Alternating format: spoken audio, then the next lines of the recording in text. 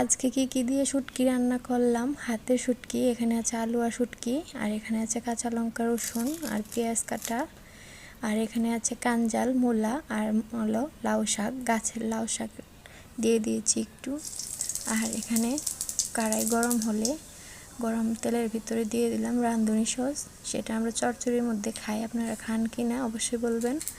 আমি রাঁধুনি সস দিয়ে দেওয়ার পরে দিয়ে দিলাম রসুন থেতো। রসুন থেতোটা একটু ভাজা ভাজা করে নিয়ে পেঁয়াজ কাঁচা লঙ্কা দিয়ে দিব। তারপরে দিয়ে দিব শুটকি মাছ, দিয়ে ভালো করে নেড়ে চেড়ে নেব। নেড়ে চেড়ে নেওয়ার পরে কেটে রাখা আলুগুলো দিব, দিয়ে একটু ভেজে নেব। তারপর আমি কেটে রাখা আলুগুলো দিয়েই তো ভালো মতো একটু ভেজে ভেজে নিচ্ছি।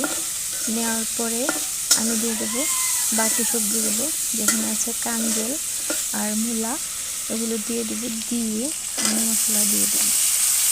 এই তো মশলাগুলো আমি এখন একে একে দিয়ে দিব।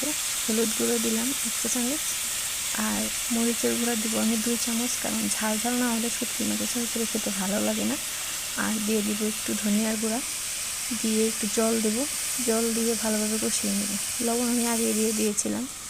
তো এই তো কষানো হচ্ছে, ভালোভাবে কষিয়ে একটু জল দিয়ে রাঁধুনি সস আর রসুন বাটা দিয়ে নামিয়ে দেব।